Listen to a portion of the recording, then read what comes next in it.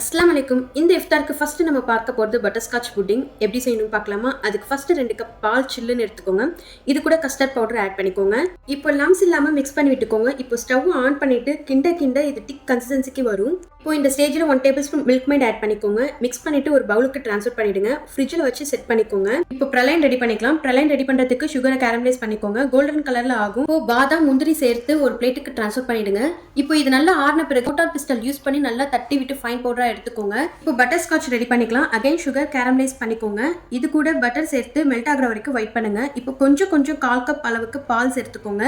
பால் சேர்க்கும் போது இது கெட்டி கெட்டியா ஆகும். பயப்பட வேண்டிய அவசியம் இல்லை. இந்த ஹீட்லேயே நல்லா மெல்ட் ஆகிடும். இப்போ ஃப்ரெஷ் க்ரீம் சேர்த்து நல்லா மிக்ஸ் பண்ண பிறகு இதையும் நல்லா ஆற விட்டுக்கோங்க. இப்போ புட்டிங்கை செட் பண்ணிடலாம். இப்போ ஆல்ரெடி செட் பண்ணி வச்சிருந்த கஸ்டர்ட் மேலே பட்டர் ஸ்காட்ச் அண்ட் பிரலைன் ரெடி பண்ணி வச்சோம் இல்லையா, அதையும் ஸ்ப்ரெட் பண்ணி ஃப்ரிட்ஜில் வச்சுட்டு 1 ஹவருக்கு அப்புறம் சர்வ் பண்ணி பாருங்க. ரொம்ப சூப்பரான பட்டர் ஸ்காட்ச் புட்டிங் ரெடி ஆயிருக்கும். கண்டிப்பாக இந்த இஃப்தாருக்கு ட்ரை பண்ணி பாருங்க.